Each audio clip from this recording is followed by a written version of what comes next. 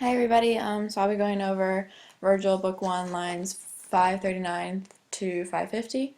In these lines, Ionius is still talking after being given permission to speak by Dido, and he's kind of trying to convince Dido to help them. He goes through different scenarios about Aeneas's, if he's dead or not. So yeah, we'll get started. Maybe. Okay. So this starts off with what race of men is this? The homonym is a partitive genitive. Then it goes to quae way, which the way can kind of be taken off, or it could be like well, and it basically means or what land so barbaric allows this custom.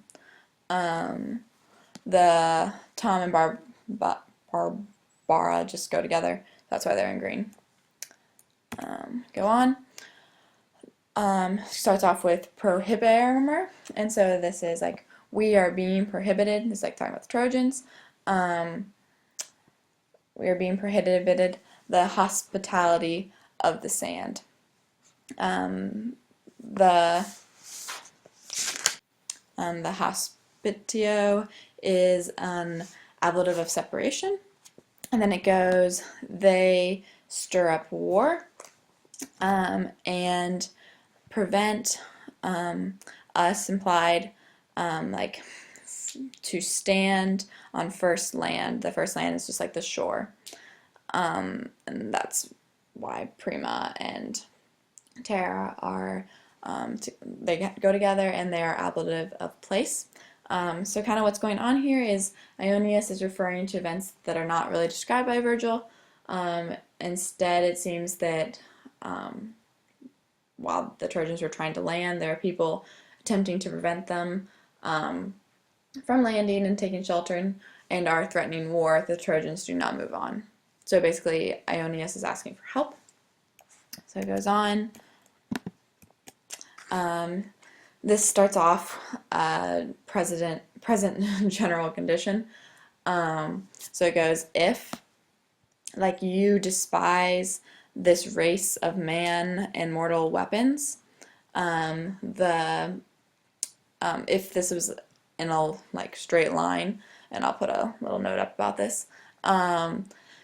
It goes, it's a chiasmus because si genus humanum et mortali tementis arma are in one line together. And as we go on, but hope, and this is an imperative, but hope, and then this is kind of an implied futurus essay, so it's an indirect statement. Hope that the gods, mindful of right and wrong. The fondi and nefondi are like to be uttered, so like to be uttered and not to be uttered. So they were gerunds, but they've kind of gone away from that and just are simply translated as right and wrong. Go on. Aeneas, subject, was our king. Nobis is dative of possession. And then this is a little tricky. It goes, no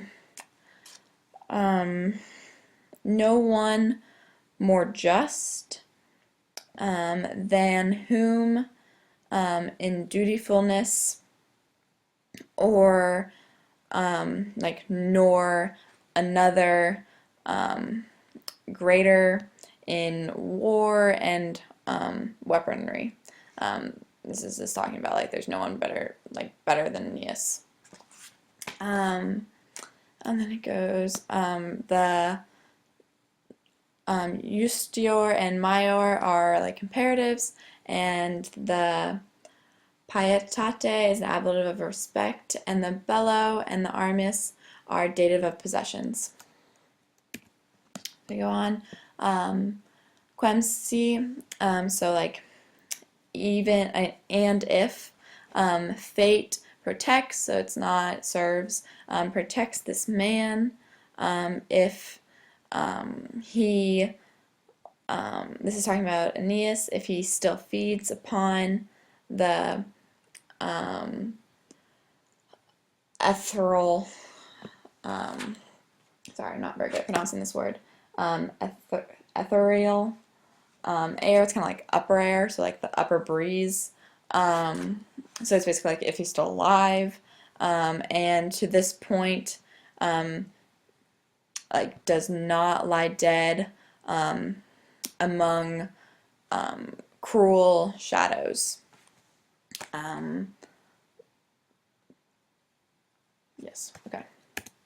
So then it goes non metis, which is like there's nothing to fear, like if he is living.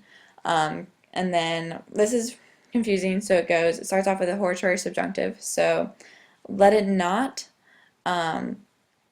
be like shameful, like to you, to have been the first to have contended in duty. So it's basically saying like you want to be in like a partnership with us and help us out because later on we could be allies. So it goes. And the officio is an ablative of specification. Go on. There are cities and arms in Sicilian regions, and the famous Acestes from Trojan blood. So that wraps up this screencast. Thank you very much.